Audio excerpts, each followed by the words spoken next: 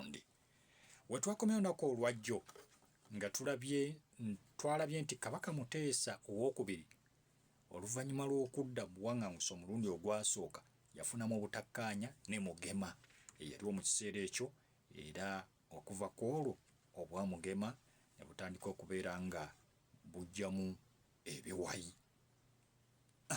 Awo wetwakomye katweyongereyo olunaku olwaliro ate tulabe omuwandiisi ye yatunnyonnyola atya ku byaddirira. Agamba nti enkyukakyuka mu kika eky'Enkima wano we zaatandikira, era abaami bangi abaali basazeewo okukyusa obwakabaka babuwe Mawanda baagobwa, ekyaviirako entalo mu Buganda. Abaami bangi abaali bazze ku ludda olw'Omulangira Mawanda baatandika okuyiggibwa wano mu Buganda n'okuboolebwa nti baali baliddemu Kabaka olukwe. Kino nno ne Dr. Paul Milton Obote kye yayagala okukola, yalowooza nti Abaganda baali bajja kukkiriza Mawanda okufuuka Kabaka omupya oluvannyuma olw'okukuba olubiri. Kyalangirirwa nti Omulangira Mawanda yalabikako mu lubiri nga bamaze okululumba, nga yeetegekera okulutwala n'okuluyingira nga Kabaka wa Buganda. Empapula z'amawulire kwe kufulumya amawulire nti Omulangira yali alabiddwako mu lubiri.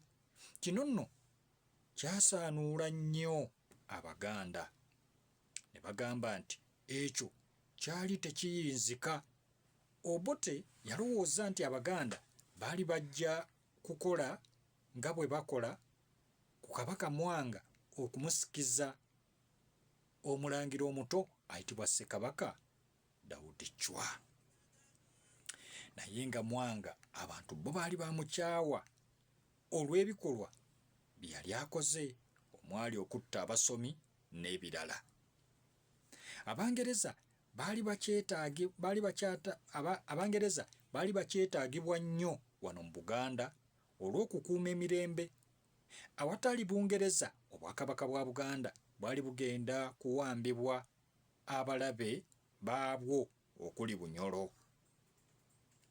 Mwanga owookubiri yali yeenyigidde mu ntalo nnyingi nnyo, naddala ez'abasomi ezaali ziyinza okumuviirako kalumanywera. Ssekabaka Mwanga kennyini yali mu kutya okw'amaanyi nti lumu Abangereza baali bagenda kumwesasuza olw'okulangirira olutalo kw'ossa n'okutta Bishop Hannington gwe battira e Busoga, wamu n'okutta abasomi bayite abajulizi ba Uganda.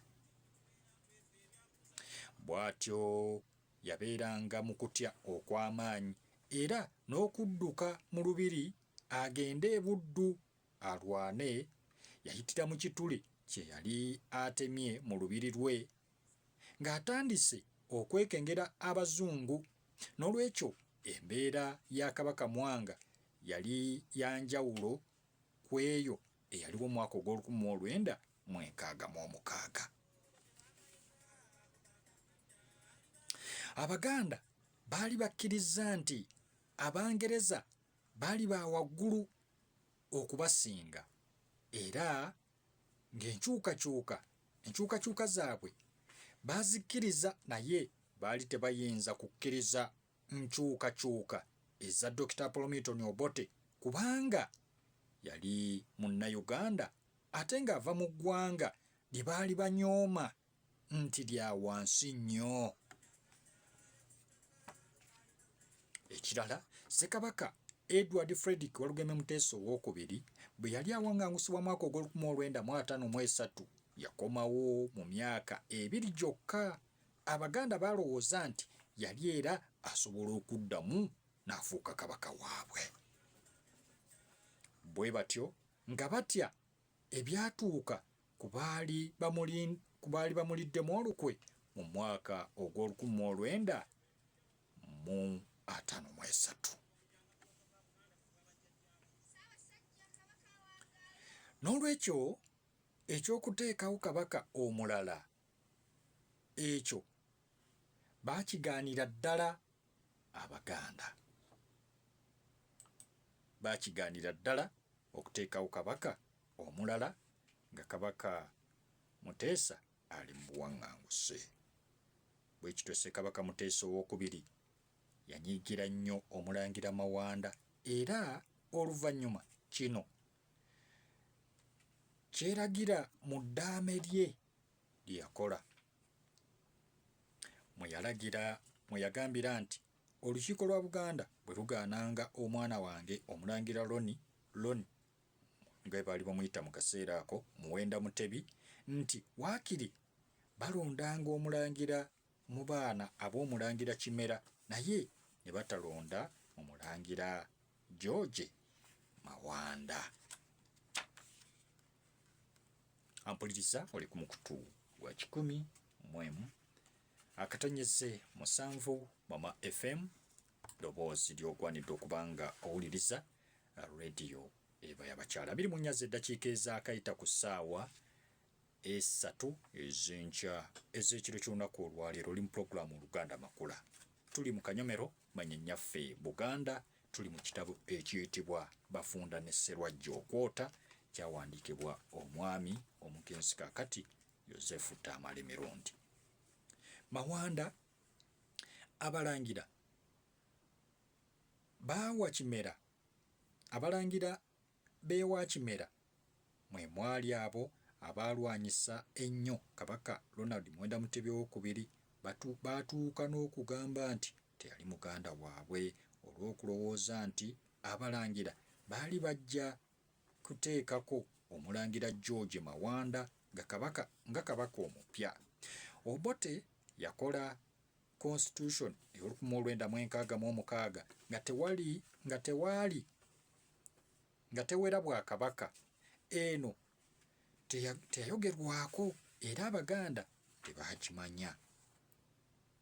Ng'alabye nti Abaganda ekyokussaako kabaka omulala bakigaanye, nga ne Mawanda atidde okutuula ku Namulondo, olwo nno Dr. Promiton Obote kwe kukyusa constitution y'E66 n'akola ey'E67 eyawera Obwakabaka ne buvaawo. Naye Obote yalangirira abalangira. Obote yalagira abalangira kw'ossa n'Abambejja n'Obwakabaka buwerebwe, wabula baliirirwe ensimbi era ne zibaweebwa. Ssekabaka Muteesa ezize yazigaana.